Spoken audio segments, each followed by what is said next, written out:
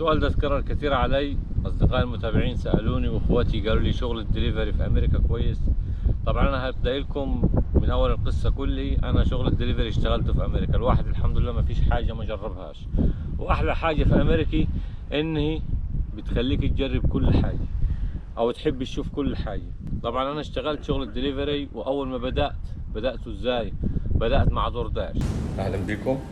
كده احنا متوكلين على الله على الشغل، وطالع باذن الله كده بدري نهردي، عشان امبارح انا صراحه رجعت مهدود كده من الشغل.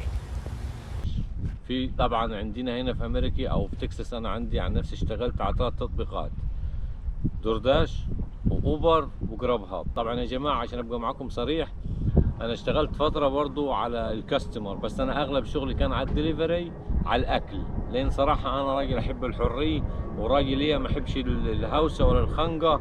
لان الكاستمر لما بيركب العربيه طبعا ايه، لو مع تدخن ما تدخنش والحوارات دي، وانا راجل مع دخن. وحبكت الطياره يجي دلوقتي، يعني حبكت خلي ربنا ينفخ في صورتنا يا شيخ، الله يستر طريقك مش هذا عليك.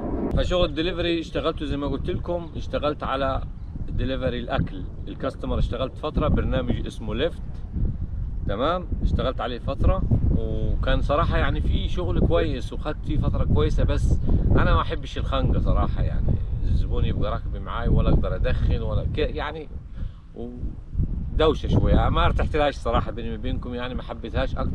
اكتر حاجه حبيته توصيل الاكل.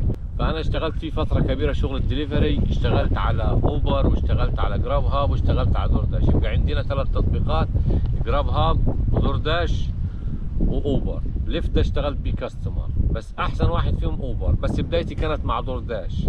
خلي بالكم ميزه شغل الدليفري مش بس انت مثلا ما تعمل عليه فلوس، لا، بيفيدك في حاجات كتير، خصوصا لما تكون جاي جديد. بيعرفك ازاي مثلا الاماكن، وتحفظ الاماكن والشوارع واسماء الشوارع، وتبقى ايه يعني. انا اوستن الحمد لله جبتها من اولها لاخرها، يعني المدينه اللي انا عايش فيها في تكساس. زي ما قلت لكم يعني انا احب يعني قبل ما اتحرك بسياره احب ارتب كل حاجه في سيارتي، يعني اشوف كل حاجه في مكانها، عشان مثلا لو وقفت او احتجت حاجه ما ارجعش ادور عليها واقول هي فين وراحت فين وجت منين. فبخلي كل حاجه في مكانها، يعني زي ما انتم شايفين. طبعا دي شنطه الاكل بتاعتي، وفي نفس الوقت شنطه الدليفري يعني بشتغل بيه، شنطه داش. يلا يا عم داش، انا بعمل لك دعايه وبتمم على كل حاجه قبل ما اتحرك عشان ما انساش حاجه. الكارت ده طبعا كارت داش بتاع الشغل لو انتوا شايفينه دي، ده لما يكون عندك اوردر انت لازم تشتريه من الشركه، يعني هي بتبعت الاوردر انت تروح تحاسب عليه وكل حاجه. فشغل الدليفري معفيدك في حاجات كتير مش بس فلوس. فكان شغلي الاول على دورداش، بعد كده صراحه دورداش يعني مش هكذب عليكم الاوردر بتاعه رخيص، يعني ما تعملش عليه فلوس كتير. كان يجيني ساعات اوردرات ب5. النهارده اصلا الاب تعبان خالص، يعني حتى الاب نفسه المعلم داش النهارده مش مظبوط. فانا صراحه وقفت الاب شويه عشان يتظبط معاه ويتعدل. مش عارف ايه القصه دي النهارده. استغفر الله العظيم يا رب، والله حاجه غريبه يعني. النهارده الاب النهارده تعبان خالص، تعبان يعني.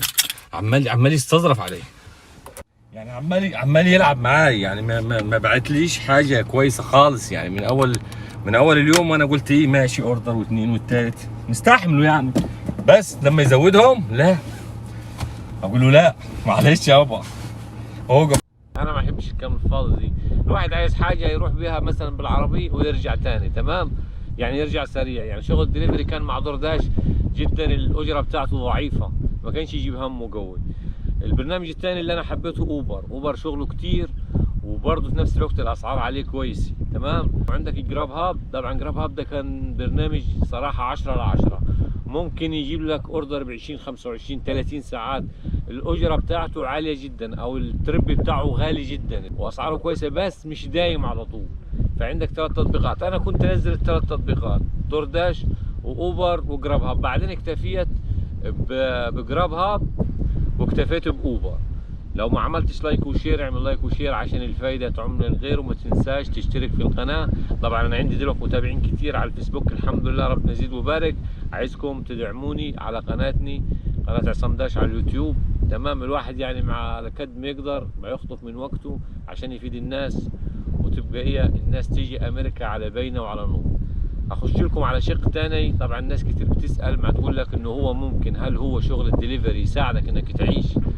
بص عشان اكلمك بامانه وبصراحه، يعني انت لو عازب يعيشك الدليفري، بس لو عندك اسره ما ينفعش معك، ما تعتمدش عليه.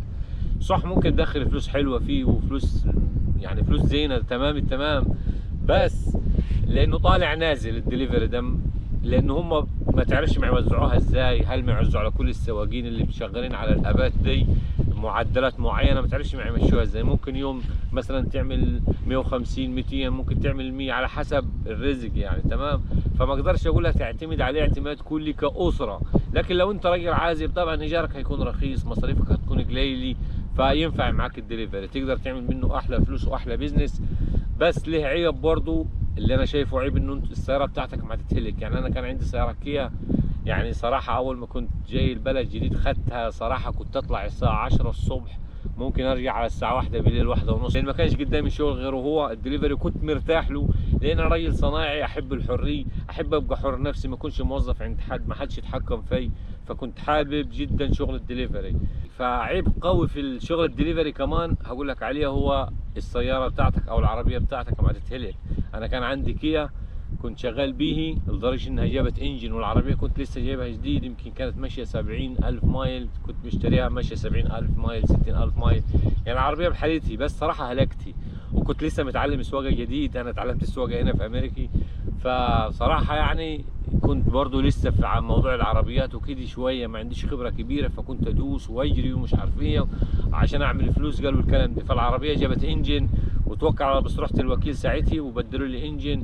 بعد كده حسيت ان شغل الدليفري مش هيساعدني، لان كنت شغال على طول، يعني اطلع من الساعه 10 الصبح ارجع الساعه 1 بالليل واعمل فلوس حلوه، بس يوم طالع يوم نازل. فما تعتمدش عليه اعتماد كلي كاسره. لو انت عازب اقول لك ممكن يمشي معك الحال، وشغلانه حر نفسك. وفي ناس كتير شباب اصدقائي ومصريين وغيره اعرفهم بيشتغلوا بيعملوا فلوس حلوه على شغل الدليفري. فالثلاث ابات دول جراب هاب واوبر ودورداش وليفت. لو انت شغال كاستمر، انا اشتغلت على برنامج اسمه ليفت، كنت بشتغل عليه كاستمر. طبعا انا الحلقه دي نظري، ما احكي معاكم كده يعني بشكل عام على شغل الدليفري في امريكي، سواء جراب هاب، سواء دورداش، سواء اوبر، سواء ليفت للكاستمر. كل ده الواحد يشتغل والحمد لله، وعملت عليه يعني حاجات حلوه، وتبقى فيه ساعات عروض نازله عليها بتعمل فلوس اكثر يعني. بس زي ما قلت لكم بيهلك السياره، وفي روبورتات بتجيك ساعات لما بتودي اكل ولا حاجه، في يعني بعض الزبائن تلاقيهم شويه يغلسوا يعملوا روبورت فيك مش عارف ايه، ممكن تتوقف، ممكن البرنامج يتعطل، يعني في مشاكل كتير صراحه. بس للسنجل يمشي الحال، بس للاسره ما تعتمدش عليه. انت ممكن تشتغل في الويك اند زياده دخل لنفسك، تزود دخلك منه، بس انك انت تعتمد عليها كاكل عيش مثلا كل شهر وتدخل منه فلوس، لا لا انا ما افضلهوش صراحه. فدي كانت حلقة نظري بس أعطيتكم بوجه عام شغل الدليفري ومميزاته وعيوبه. تمام. لكن إن شاء الله بإذن الله في أقرب فرصة هنكمل بإذن الله مع بعض عملي، أخذ العربية كده وأرجع للموضوع دي. لأن خلي بالكم أنا كانت بدايتي بالشغل بأمريكي جاي ستيشن، وبعد كده جبت عربي واشتغلت على الأبات دي جراب هاب ودورداش وأوبر، اشتغلت دليفري وكنت أعمل فلوس حلوة.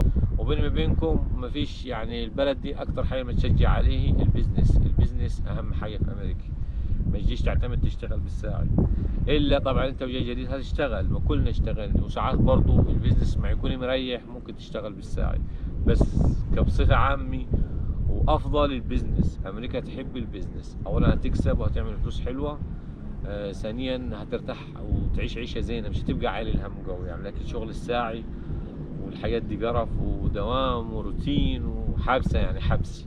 وفي اقرب فرصة ان شاء الله اعملكم حلقة عملي مع بعضينا ان شاء الله، ونطلع كده ناخد تريب او ناخد اليوم كله. يعني مثلا احلى شغل على فكرة في الدليفري عشان تبقوا عارفين، جمعة وسبت واحد، احلى 3 ايام دول. يعني انت مثلا تقدر تشتغل شغلك الاساسي وتجي في ال3 ايام دول تشتغل دليفري. في ال3 ايام دول هتعمل فلوس حلوة، لان اغلب الناس ما تكون في البيوت وكده وويك اند وبتاع والشغل ما يبقى كتير، خصوصا ديليفري الاكل. انا حبيت ديليفري الاكل لان كنت حر نفسي، راجل ما ادخن، عربيتي ما حدش يهوسني، الشاي معاي، اسمع اللي اسمعه كده يعني. لكن شغل الكاستمر صراحه ما حبيتهوش، وتعرضت فيه كتير المواقف. ممكن يعني كان في ساعات تبقى ناس سكرانه وبنات، والواحد يعني مش عايز يتعرض لاي احتكاكات مع حد. تمام. يعني افضل، يعني انا ما بحبش، انا احب الحريه قوي، يعني ما بحبش حد يفرض علي رايه مثلا في عربيتي، او عشان دافع له 5 6 دولار، لا الله الغنى عنها 6 بتاعتك دي. فكنت افضل الاكل اكتر. وساعات كان يجيني بالثلاث اوردرات والاربع اوردرات، اخدهم معي مره واحده. وكنت اصل في ميعادي، وتركز جدا في شغل الاوردرات دي، انك انت توصلي في ميعادك وتاخدي الاكل في ميعادك، وتبلغ ان انت اخدت الاكل في التوقيت كذا، وصلت في التوقيت كذا. صح، بعت رساله للكاستمر وبلغته انه المطعم هو سبب التاخير، وانا حتى الان جوا المطعم. قال لي ما تقلقش، ما عندكش مشكله. قلت له بس انا مأكد عليك عشان ما تعملش فاي ريبورت. وبرضه قلت ربما يعمل فاي ريبورت. رحت باعت رساله للشركه الدور داش نفسه، قال شكرا على تواصلك معنا، واحنا هنتصل بالمطعم انه بسرعه يعجل لك الاوردر. المهم المطعم عجل الاوردر فعلا، وقالوا لي ما تقلقش وخلي بالك من نفسك، الشركه يعني، وخلي بالك من نفسك وتقييمك زي ما هو، ما تقلقش من حاجه. لان انا مع بص على التقييم زي ما قلت لكم يا جماعه، مش بس الفلوس، اهم حاجه التميز، لانه كله دي ما يعلي النقاط عندك وما يعمل ريفيو. حتى الكاستمر لما توصلوا بدري ما يديك مثلا 5 نجوم 4 نجوم، ما يديك ريفيو. الريفيو ده ما يساعدك انه تجيك اوردرات اكثر. الحمد لله يعني الواحد كان مكتسح صراحه على اوبر وعلى جراب هاب. فدي كانت لمحه بسيطه، وان شاء الله اللي ما عملش لايك وشير يعمل لايك وشير عشان الفايده تعم للغير. ودي لمحه بسيطه نظريه، ان شاء الله لما نطلع بالعربيه مع بعض احكي لكم على كل حاجه، يعني تفسير اكتر وتوضيح اكتر، وتشوفوا كل حاجه قدام عينكم، واصور لكم الاوردرات ازاي تاخدها وازاي توصلها. وربنا يعني يقدرنا ان شاء الله نفيدوا الجميع. واشوفكم على خير، وما تنسوش تشتركوا في القناه، قناتي على اليوتيوب.